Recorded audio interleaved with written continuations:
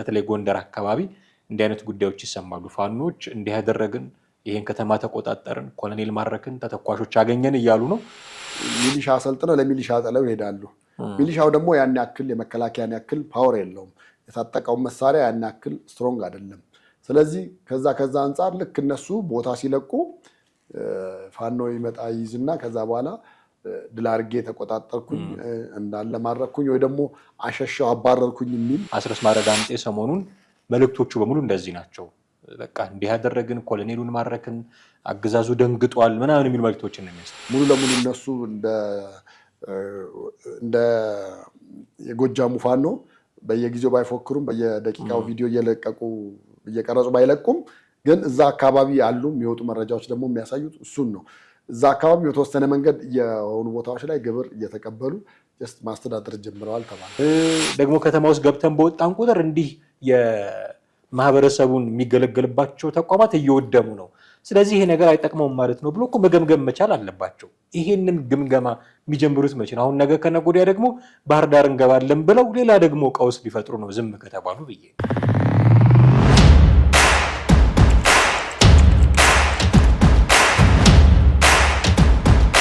ሰላም እንዴት አላችሁ? ውድ ቤተሰቦቻችን ዘኢትዮጵያ ቻናላችንን እየተከታተላችሁ ትገኛላችሁ።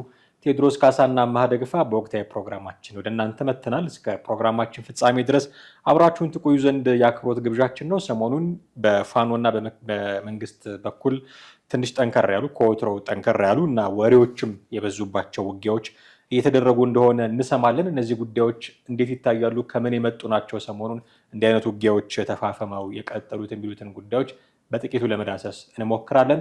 ከቴዲ ጋር ሆነን ወደ እናንተ ፕሮግራማችን እናደርሳለን። እናንተም እስከ ፕሮግራማችን ፍጻሜ ድረስ አብራችሁን ትቆዩ ዘንድ የአክብሮት ግብዣችን ነው። ከኛ ጋር ሆኑ። እንዴት አለህ ቴዲ? ሰላም ነህ? ሰሞኑን ትንሽ የጦር ወሬ እየሰማን ነው፣ በርከት ያለ። በእርግጥ ላለፉት ከ2 ዓመታት በላይ ለሆነ ጊዜ የፋኖና የመከላከያ ሰራዊት በጥቅሉ መንግስት የውጊያ ውስጥ እንደነበሩ እናውቃለን። ከሰሞኑ ግን ከተማ ያዝን ከተማ ለቀቅን የሚለው ሁኔታ በደንብ የደብረ ታቦር ላይ ያ ነገር ሀፕን ካደረገ በኋላ በተደጋጋሚ እየሰማን ነው።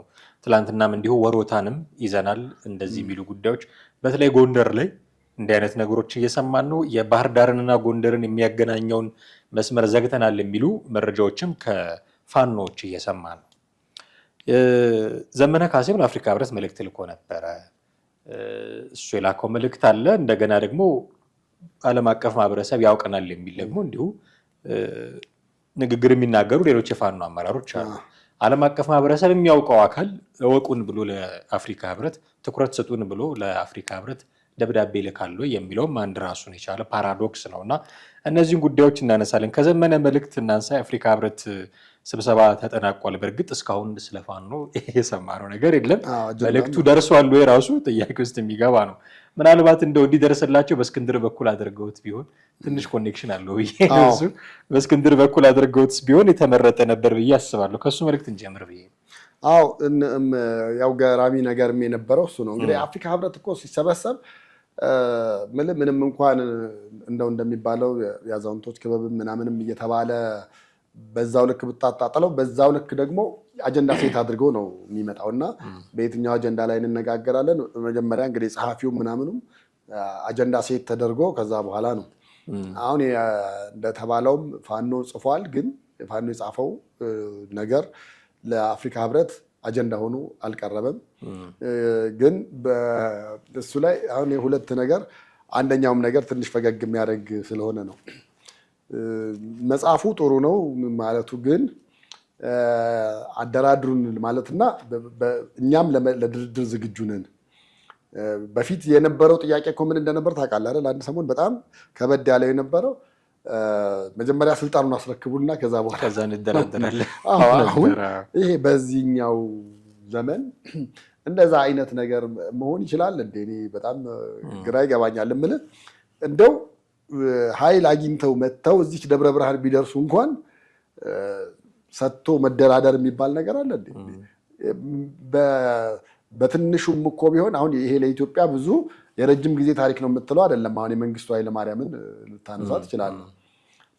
ኦልሞስት ነገሩ ካለቀ በኋላ ነው በቃ ድርድር የሚጀምሩት። አዎ ይሄ ነገር ድርድር የሚለው ነገር ኮንሴፕቱ ያለው አካል ከሆነ እውነት የተማሩ አሉበትም ይባላል አይደል? እንዲህ በመካከሉ ምንም አይነት ግን የፖለቲካ እውቀት ደግሞ ከፖለቲካ እውቀት ደግሞ የጸዱ ከሆኑ ወይ ባይገቡበት ነው ብለህ የምትለው እንጂ እንዴት ነው ስልጣን 4 ኪሎ ስጠኝና ከዛ በኋላ ቁጭ ብለን 4 ኪሎ ከተሰጠና ከተቀመጥክ በኋላ በቃ ምንድን ነው ሰጪና ነሽ ገና መልሶ ተገላቢጥ እና ይሄ አንድ የሚያስገርም ነገር ነበርና በሱ አካሄድ ሄደው ነው እንግዲህ አሁን ደግሞ አፍሪካ ህብረት ጋር ያለው ነገር ላይ እንደገና እንዳዲስ በሌላ ደግሞ ያው የተሻሻለውም ጥያቄ አይ ቲንክ አማራ ክልልም ስጡን የሚል ነገር አለ አይደለም።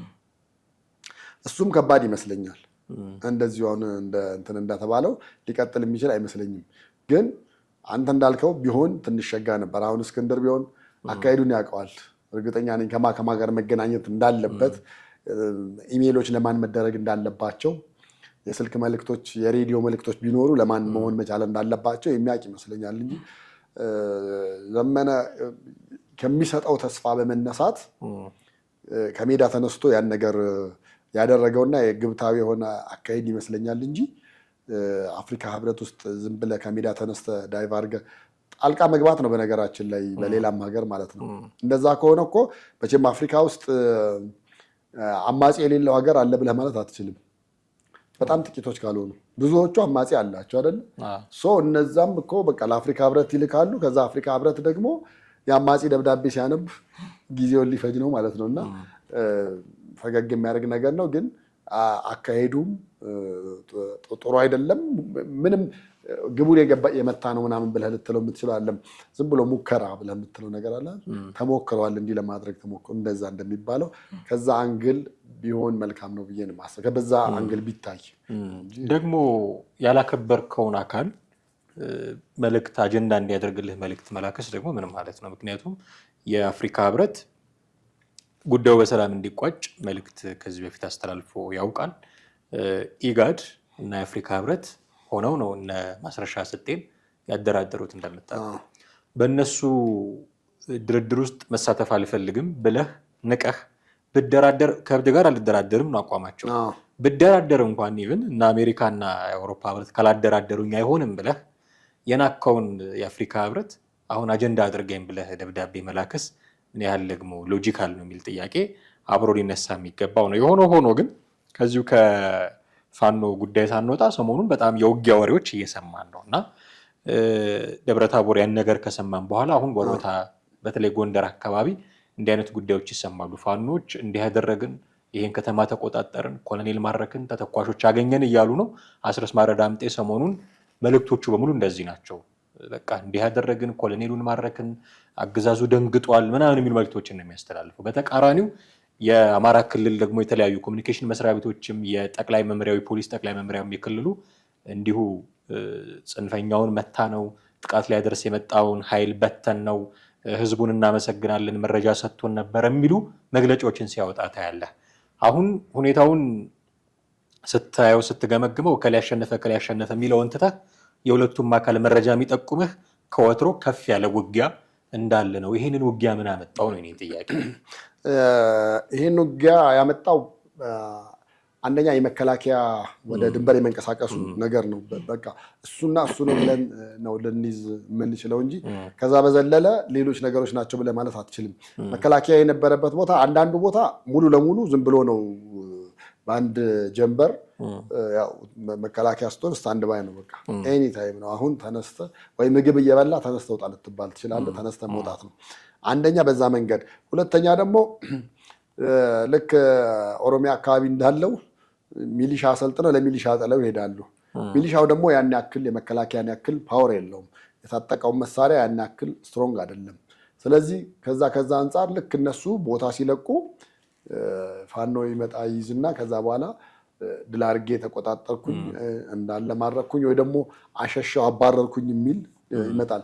መከላከያ ደግሞ አይደለም እኛ ወደ ድንበር አካባቢ እያስጠጋን ነው። ያው ይፋይ በሆነ ነገር እንትን ባይባልም ግን ያሉት እንቅስቃሴዎች እነዛ ነው። ቢቢሲ አማርኛ ላይ የደብረታቦሩን ጉዳይ በደንብ በዝርዝር ነዋሪዎችን ጠይቆ የሰራው ዘገባ እያነበብኩኝ ነበርና ነዋሪዎቹ በግልጽ የሚናገሩት መጀመሪያ መከላከያ ለቆ ወጣ፣ ከዛ ፋኖች ገቡ፣ ከዛ መከላከያ እየተመለሰ ነው የሚባል ወሬ ሲሰማ ፋኖች ለቀው ወጡ።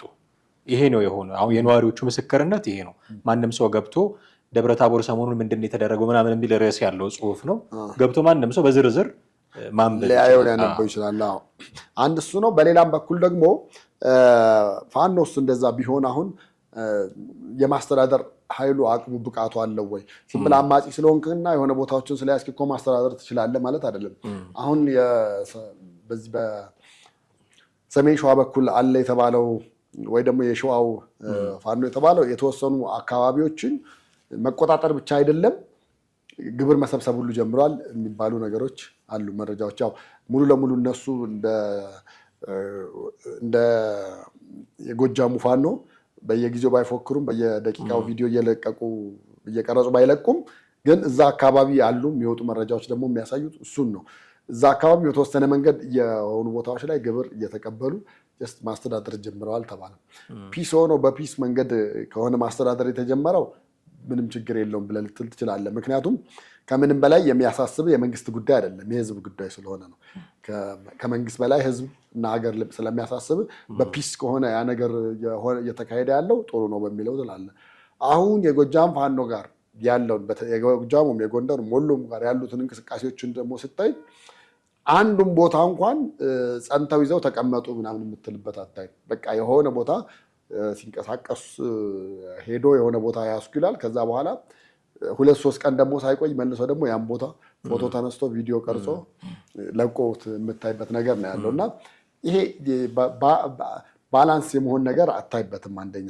ሁለተኛ እኔ ብዙዎቹ አሁን አንዳንድ ቪዲዮዎቻቸውንም ስታየው የትጥቅና ስንቅ ችግሮች ያሉባቸው አሁን በቅርቡ ሊፈታ እንደሚችል ምናምን ተስፋ እየሰጧቸው የሚናገሩት ነገር የትጥቅ የስንቅ የተተኳሽ ምናምን ሁሉ እጥረት አለባቸው። አሁን ጌታ አስራደ ሲናገር የነበረው ችግሮች አሉብን ግን በቅርቡ እንፈታለን የሚል ሰው። አሁን ይሄ የሚያሳየው ጥያቄ ያለው ወታደሩ ማለት ነው። ትጥቅ አልቆብናል፣ ስንቅ አልቆብናል የሚል ጥያቄ እንዳለው ነው በግልጽ የሚያሳየው ማለት ነው።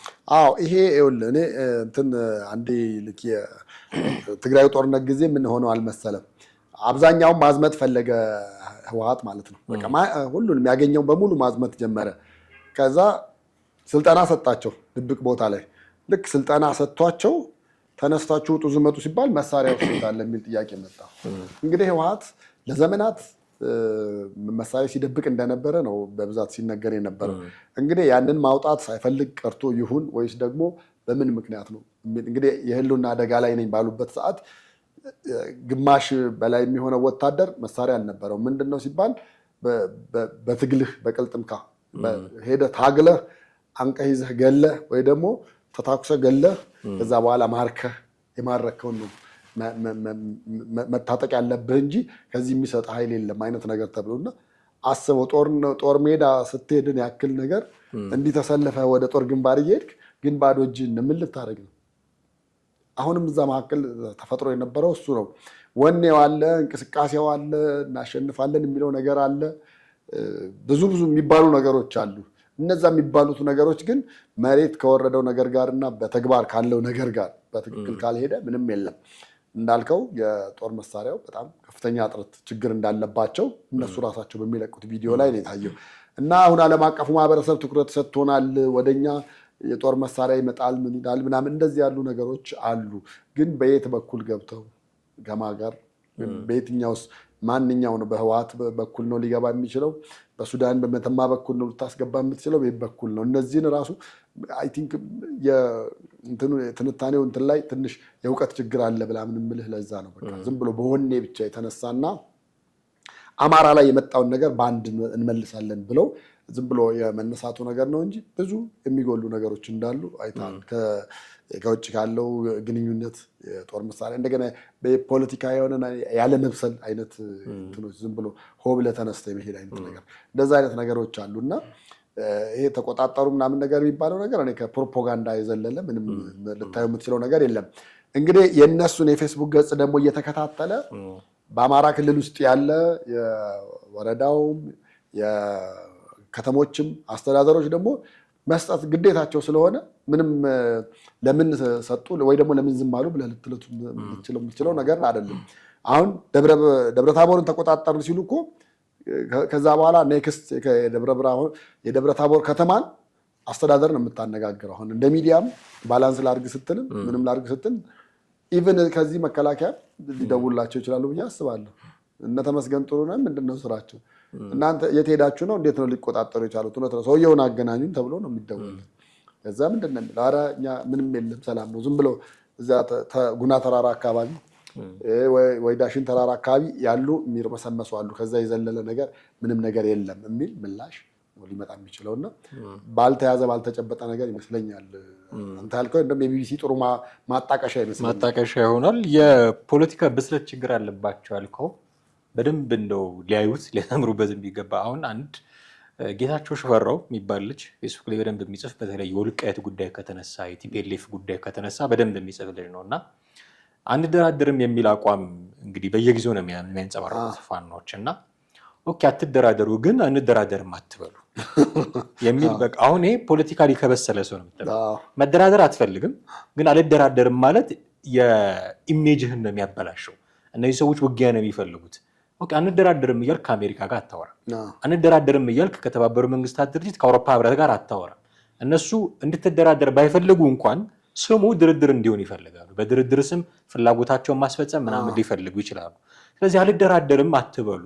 ባይሆን የማይፈጸሙ ቅድመ ሁኔታዎችን አስቀምጡ። እንደራደራለን ግን እንዲህ ያደርጉልን፣ እንደራደራለን ግን መሳሪያ ፍቱ አትበሉን ምናምን የሚል ጥያቄ ሊያነሱ ይችላሉ። ጠንከር ያለ ጥያቄ ነው። መንግስት ይሄንን መፈጸም የማይችለው ነገር ሲሆን ድርድሩ አይኖርም ማለት ነው። በእጅ አዙር ፍላጎታቸው ተሳካ ነው። ፖለቲካሊ ስላልበሰሉ ግን በአደባባይ ወጥተው ከእብድ ጋር እንደራደርም ይላሉ። በአደባባይ ወጥተው አንተ እንዳልከው 4 ኪሎን ካልሰጡን እንደራደርም ይላሉ። ይሄ አሁን በጣም በቃ እንዴት ብለህ እንደምትናገረው ምንም የፖለቲካ ምሁር መሆን አይጠበቅብህም ምናምን በጣም ቀላል ነገር ነው የሚሆነው እና ትንሽ በሰል ቢሉ አሁን ምስክርነት የሚሰጡ ብዙ ሰዎች አሉ። ፋኖስ በጣም ፖለቲካሊ የበሰሉ ሰዎች አሉ። አስረስ ማረ እኮ እንደዚህ አይነት ሰው ነው፣ ጌታ አስራደ እኮ እንደዚህ አይነት ሰው ነው ምናምን። ኦኬ ታለ ውጤቱ ኦኬ በዛ ደረጃ የምናውቃቸው ከሆነ አስረስ ማረ ማለት ፖለቲካሊ ዋይዝ የሆነ ሰው ቢሆን ኖሮ መምህራኑን ግደሉ ብሎ ረሽኑ ብሎ እኮ አይደውልም ነበረ። ስልክ አይደል በስልክ እንደሚጠለፍ የሚያውቅ ሰው እኮ መሆን አለበት። ፖለቲካሊ ዋይዝ የሆነ ሰው እንደሚጠለፍ በስልክ እያወራ የመንግስት ኔትወርክ ነው ስልኩ በስልክ እያወራ መምህራን ረሽኑ አይልም። ፖለቲካሊ ዋይዝ የሆነ ሰው ገባ። ትምህርት ቤት አትሄዱ አይልም። መምህራንን ግደሉ፣ ተማሪዎችን እንደዚህ አድርጉ አይልም። እንደው ትምህርት ይከፈት፣ መምህራን ያስተምሩ፣ ተማሪዎች ይማሩ የሚል ነገር እንዲህ አየሩ ላይ እንዲናፈስ ያደርግና በውስጥ የሚሰራውን ስራ ግን ሊሰራ እንደዚህ አድርጉ እያልኩኝ አይደለም፣ አቅጣጫ እየሰጠው አይደለም። ግን ሊያደርጉ የሚችሉት ዋይዝ ቢሆኑ ፖለቲካሊ እንደዛ ነበር። ኢሜጃቸውን የማያበላሽ ነገር ወደፊት ስልጣን እንኳን ቢይዙ እነዚህ ሰዎች እንደዚህ እኮ ትእዛዝ ሰጥተዋል፣ እንደዚህ እኮ ምናምን አድርገዋል የማይባልባቸውን ስራ ነበረ መስራት የሚችሉት። ትንሽ ብስለት ምናልባት አንተ እንዳልከው በወኔ ስለወጡ አንተ ወይ ደግሞ ምናልባት የሌሎች አውትሳይደሮች ፋክተር እንደዚህ አድርጉ የሚል የሻዕቢያ የህዋትም ተጽዕኖ ካልኖረ በስተቀር እንደው እንዲሁ በወኔ ወጥተው የሚሆን ነገር አይደለም እንደምታውቀው። እና አንዳንዴ ከእስክንድር ነጋ ስክነት ጋር የማይሄድ ወኔ ያላቸው ሰዎች ስላሉ ነው የሚጣሉት የሚል ትንታኔም የሚሰጡ ሰዎች አሉ። ፖለቲካሊ ብስለት ያንሳቸዋል የሚለው ነገር ላይ ትንሽ ሃይላይት ማድረግ ፈልጌ ነው። ሌላ ግን ከዚሁ ጋር ተያይዞ መነሳት ያለበት እነዚህ ሰዎች ሪሊ ለአማራ ህዝብ ፍላጎት ለአማራ ህዝብ ህልውና የወጡ ከሆነ ከተማ ይዞ መልቀቁ የአማራን ህዝብ እየጠቀመው ነው እየጎዳው ነው የሚለውን መቼ ነው ገምግመው ልክ እንዳልሆነ የሚረዱት? ሁሌ የሆነ ከተማ ይዘው በወጡ ቁጥር ከተማዋ ወድማ ከዛ በማግስቱ በድሮን ተጠቃን፣ ሰላማዊ ሰዎች ተሞቱብን የሚል ጥያቄ ሲያነሱ ነው የምትሰማቸው። የሆነ ከተማ ገብተው ከወጡ በማግስቱ ይሄን ዜና መስማታችን የተለመደ ነው። ባለፈው ወልዲያ ነው ምናምን እነ ሻዕቢያም የተሳተፉበት ኦፕሬሽን ተደረገ ተብሎ 2 ቀን አልቆዩም ወጡ። ግን በማግስቱ የሰማናቸው ዜናዎች ንጹሃን ሞቱ ምናምን የሚል ነው። ደብረ ታቦርም ሰሞኑን እንደዛው 17 ጊዜ በድሮን ተጠቃን ምናምን የሚሉ መረጃዎችን ነው የሰማነው። እና የወደሙት ደግሞ የመንግስት መስሪያ ቤቶች አሁን መቼም እነሱ መንግስትን ያቃጠለው ይላሉ። እንደው ምን ቢደረግ መንግስት ፖሊስ ጣቢያ ያቃጥላል? የራሱ መሳሪያ ያለበትን ፖሊስ ጣቢያ፣ ኮሚኒቲ ፖሊሲንግ ምናምን የመሳሰሉ የመንግስት መስሪያ ቤቶች ናቸው የተቃጠሉት። እንደው ያቃጠላቸው ነገሮች ትምህርት ቤት፣ ሆስፒታሎች እንኳን ቢሆኑ ፋኖ ይሄን አደረገ ለማለት ተጠቀመበት እንል ይሆናል። ግን ያቃጠላቸው የራሱ የፖሊስ ጣቢያዎችን ምናምን ነው እና መንግስት፣ የክልሉ መንግስት፣ ፌዴራል መንግስት ይሄን አደረገ ብለን ለማለት እንቸገራለን። የደረጀ በላይ ይመስለኛል ጎንደር ላይ ካሉት አንዱ መንግስት ሌላ ኃይል ሌላ ፋኖ አደራጅቶ ሊሆን ይችላል ያስቃጠለው፣ እኛ ውስጥም ካለ ደግሞ ተገቢ አይደለም እያለ እንደው እንደዚህ ኃላፊነቱን ለመውሰድም በሌላውም ለማላከክም ሙከራ ሲያደርግ ታያለ እና እኔ መንግስት ተነስቶ ፖሊስ ጣቢያ ያቃጥላል የሚል እምነት የለኝም። ቅድም የጠቀስኩልህ የቢቢሲ ዘገባ ላይ ፋኖች እንዳቃጠሉት አቃጥሎት እንደወጡ መረጃ የሰጡ ነዋሪዎች አሉ። እንዲህ ማድረጋቸው ፋኖች የአማራን ህዝብ ሪሊ ይጠቅመዋል ወይ? ይህን ጥያቄ መቼ ነው አንስተው ልክ አይደለንም፣ አቅጣጫ መቀየር አለብን፣ የምንሄድበት መንገድ ህዝቡን እየጠቀመ አይደለም፣ ይልቅስ እየጎዳው ነው፣ በድሮን እኛ ለመመታት በሚወረወር ቦምብ ነዋሪው እየሞተ ነው፣ ሰላማዊ ነዋሪ ደግሞ ከተማ ውስጥ ገብተን በወጣን ቁጥር እንዲህ የማህበረሰቡን የሚገለገልባቸው ተቋማት እየወደሙ ነው፣ ስለዚህ ይሄ ነገር አይጠቅመውም ማለት ነው ብሎ እኮ መገምገም መቻል አለባቸው። ይሄንን ግምገማ የሚጀምሩት መቼ ነው? አሁን ነገ ከነገ ወዲያ ደግሞ ባህር ዳር እንገባለን ብለው ሌላ ደግሞ ቀውስ ሊፈጥሩ ነው ዝም ከተባሉ ብዬ። አሁን ቅድም መግቢያችን ላይ ያነሳው ነበር። አሁን በተለይ ባህር ዳር መግቢያውን ከጎንደር ወደ ባህር ዳር የሚወስደውን መንገድ ዘግተናል። እሱም እኔ እንደማስበው እሱም ቢሆን የአማራን ህዝብ የሚጠቅመው አይደለም። ምናልባት የፋኖን አሸናፊነት የሚደግፍ የሚፈልግ ምናምን ፓወር ይኖራል፣ አካላት ይኖራሉ። ግን በዛ መንገድ ነው ምናምን ብለህ ማለት አትችልም። መሆንም የሌለበት መንገድ ስለሆነ ነው የምልህ። ለምሳሌ ጎንደርን ከአዲስ አበባ ጋር በዛ መንገድ ያለውን ሙሉ ለሙሉ አቆራርጠህ ለጎንደር ህዝብ ምን እያበላህ ምን እያጠጣህ እንትን ልታደርግ ነው?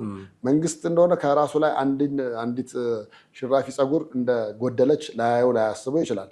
ባንክ ተቆጣጠር፣ ለምሳሌ ባንክ ተቆጣጥረህ ዘረፍ እታገለታለሁ ለምትለው ህዝብ የምታተርፍለት ነገር እሱ ነው ወይ ነው?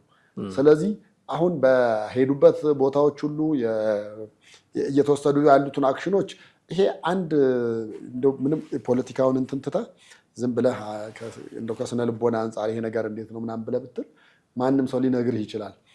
በፖሊስ ስቴሽን ወይ ደግሞ የወታደራዊ ተቋማትን ሊያጠፋው የሚችለው የትኛው አካል ነው ብለህ እንትን ማድረግ። ወታደራዊ ተቋም ሲሆን የሆነ ነገር አለው። ለምሳሌ ገንዘብ የሚገኝባቸው ምናምን ተቋማት ሲሆኑ ደግሞ በዚህኛው ነው ብለህ ልትል ትችላለህ። የእያንዳንዱን ተቋም በተነካ ቁጥር እኮ ከመንግስት ኃይል ይሁን ከፋኖ ኃይል ይሁን እንደዚሁ ዙሪያ እንትኑን ብቻ በማየት መናገር የምትችለው ነገር አለ። እኔ እነሱም አሁን ምናልባት እንደዛ ከማድረግ እንትን ከሚላቸው ወይ ባዶውን ስላገኙት ሊሆን ይችላል እንጂ በእርግጠኝነት መሳሪያ እያለ እንደዛ ሊያቃጥሉ አይችሉም። ለምን መሳሪያው አንድም ጥይት ብትሆን እዛ ወደቀችው ልትጠቅማቸው እንደምትችል ሊያውቁ ይችላሉ። ይወስዱታል እንጂ እንትን አይሉት። በቃ ይሄ የልጅ ጨዋታ አይደለም፣ ልጆች አይደሉም፣ ለቃቃ መጫወቻ እኮ አይደለም የምትፈልገው ዞሮ ህልውናዬን አስከብራለሁ ብለህ ጫካ ከገባ በኋላ። ስለዚህ እያንዳንዷ ነገር ያውቋታል ብዬ አስባለሁ። እያወቁት ግን አላደላ አካሄዱ ምናምን በሌላ አሁን እኔ መንግስትም በዛ ረገድ ተራ የሆነ ቁማር ማለት እኔ አሁን ሌላ ፋኖ አስታጥቆ ምናምን ነገር ትንሽ እንትን ለማለት ይከብዳል። ምክንያቱም ምን እዛ ጉራንጉር ውስጥ አስገባ። አሁን እኮ ባለው ሁኔታ መንግስት በተሻለ ፓወር እየመጡለት እየገቡለት ነው ያሉት አይደል? በቃ እየመጡ እየገቡ ነው ያሉት። የተወሰነው ነው እየቀረ ያለው አይደል? ይህንን ነገር ነው የበለጠ አጠናክሮ የሚቀጥልበት እንጂ እዚህ ጋር ሌላ ፋኖ አስታጥቆ በየመንገዱ ልክ በዚህ በእንትን ስትሄድ በሱሉልታ ስትሄድ ብዙ ጊዜ ዝርፊያ ምናምን ነገር አለ አይደለ? ከዛ አንድ በኩል ኦላን የዘረፈው ይባላል። አይ መንግስት አስታጥቆ ነው እያሳገተ እያዘረፈ ያለው ምናምን የሚባል ነገር አለ እና የማን ይሆን ምናምን ብለህ እንትን ማለት የማትችለው አይነት ነገር የሆነበትን ነገር አለ። ግን በዛ ረገድ መንግስት እዛ የሆነ እንደው ዝቅ ያለ አካሄድ ውስጥ ለምን መንግስትና በእርግጠኝነት ምነግር ፋኖን መንግስትም ህወሓትም በፖለቲካ ብስለት በጣም ይበልጡታል። የፖለቲካዊ ብስለት ላይ ቅድም ምንም ነገር ችግር አለባቸው ምናምን ያለው ከምንም ተነስቶ አይደለም። የሚሄዱትን አካሄድ በቃ እያንዳንዱን ነገር ምናምን ስታየው ምንም ይሄ የተለየ ፖለቲካዊ አናሊሲስ ሳያስፈልገው ስለ ፖለቲካ ጥቂት እውቀት ያለው ሰውና ስለ ፖለቲካ ያነበበ ሰው ብቻ እንኳን አካሄዳቸውን ጥሩ እንዳልሆነ ሊነግርህ ይችላል። እና እኔ በዛም በዚህም አሁን እየተሄደ ያለው የፋኖ አካሄድ መስመር እንግዲህ በዚህ ሁኔታው የትም ደረጃ ይደርሳል ብለህ አትልም። ለዛ ነው ራሱ የያዘው መንገድ አላስኬድ ሲለው ከህወሓት ጋርም ሊደበለቅ ይችላል፣ ወይ ደግሞ ከሻዕቢያ ጋርም ሊደበለቅ ይችላል።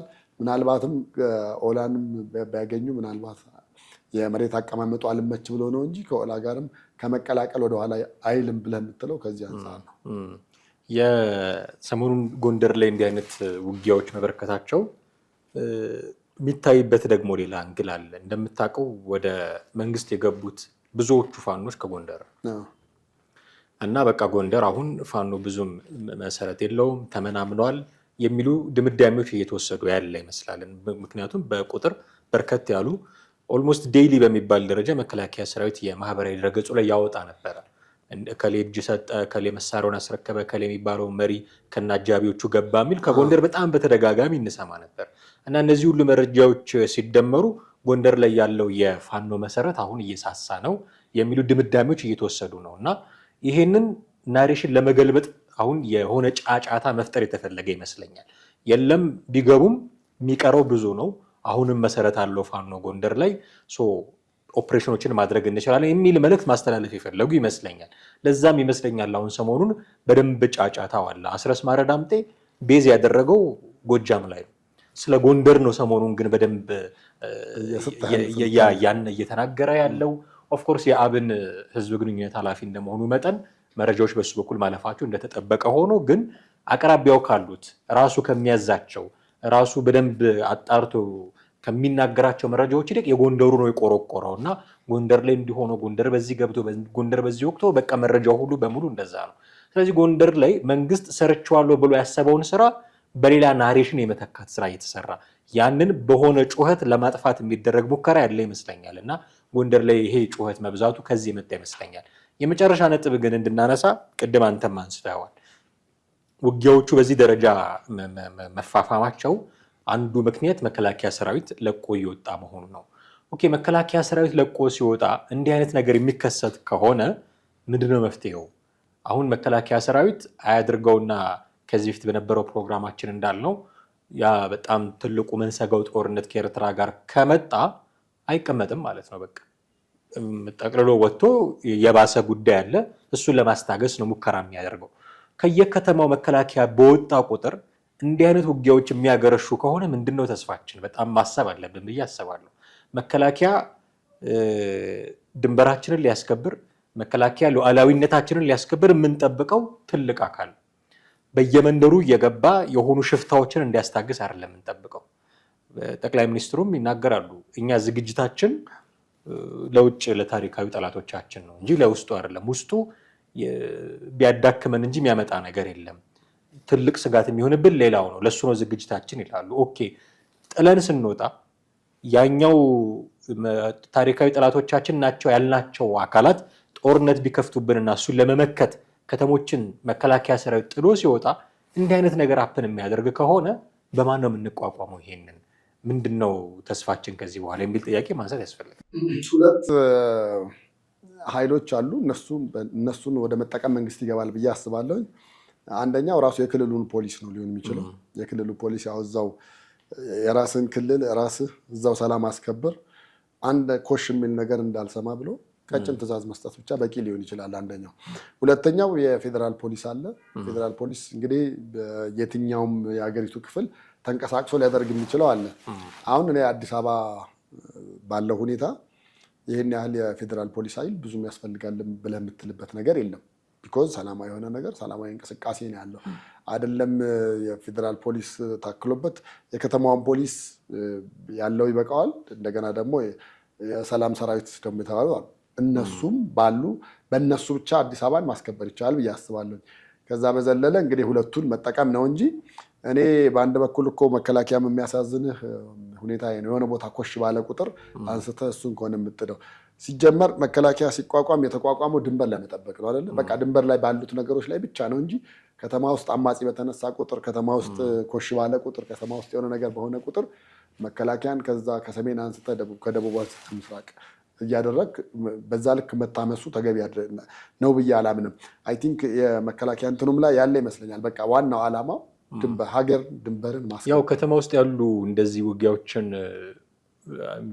የሚከላከሉበት አንዱ ህገ መንግስታዊ መሰረት የተቋቋመው መከላከያ የተቋቋመው የኢትዮጵያን ህገ መንግስት አንድም ለመከላከል ህገ መንግስቱን ለማስከበር ነው።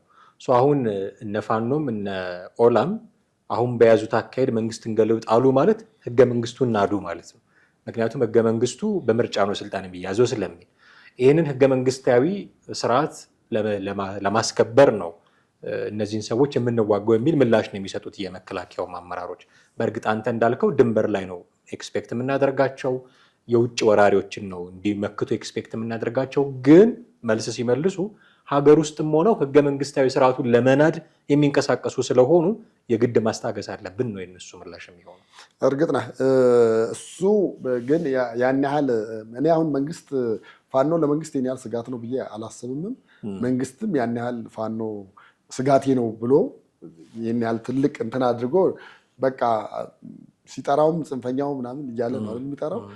ይሄ የምታየው ያን ያክል መንግስት በጣም የሚፈራው ለዛም ይመስለኛል። አንዳንዴ እዛው ለምሳሌ የድርድር ነገር ሲነሳ ወይ ፒኤም ወይ ፕሬዚዳንቱ መጥተው አይደለም እንኳን ደህና መጣችሁ የሚሉት እዛ ክልሉ ነው፣ ሾህን በሾህ ነው፣ እዛ የክልሉ በክልሉ ነው እየተደረገ ያለው። ያ የሚያሳይ መንግስት ያን ያህል ህገ መንግስቱን ይንዱብኛል ምናምን የሚል ስጋት አለው ብዬ አላስብም። በእርግጥ እንዳልከው ያው መከላከያ ደግሞ አንደኛውና ትልቁ ብቃቱ ምንድን ነው? ይሄ የከተማ ጦርነቶችንም አብረው ትምህርት ወስደዋል። ከተማ ውስጥ ለሚነሱ እንደዚህ ያሉ የሽምቅ ውጊያዎች መከላከያ የበለጠ ትምህርቱን የወሰደ ስለሆነና የሚያውቀው ስለሆነ ለዛ ነው ብዬ አስባለሁ። የበለጠ መከላከያ መጥቶ እዛ ላይ እንዲገባ የሚደረገው እንጂ እንደተባለው ያን ያህል ለህገ መንግስቱ ስጋት ሆነዋል ምናምን የሚል ሀሳብም እምነትም ግምትም የለኝም። የሆነ ሆኖ መከላከያ እግሩ ለቆ በወጣ ቁጥር እንዲህ አይነት ነገሮች የሚከሰቱ ከሆነ አሳሳቢ ነው። የመፍትሄ አቅጣጫም ሊቀመጥለት የሚገባ ይመስለኛል። እጅግ አድርጌ አመሰግናለሁ ቴዲ። ውድ ቤተሰቦቻችን እናንተም ከኛ ጋር ነበራችሁ ቆይታ እጅግ አድርገን እናመሰግናችኋለን። የእናንተንም ሀሳብና አስተያየት እንዲሁ ብታጋሩን ደስ ይለናል። በተለመደው መንገድ ብታደርሱን ይደርሰናል። ለሚቀጥሉት ፕሮግራሞቻችን ግብአት ይሆነናል። እሱ ማድረጋችሁን አትዘንጉ። ቴዎድሮስ ካሳና አማሃ ደገፋ ከእናንተ ጋር ቆይታ አደረግን። በሚቀጥለው ጊዜ በሌላ ርዕሰ ጉዳይ እንጠብቃችኋለን። ጤና ይስጥልን።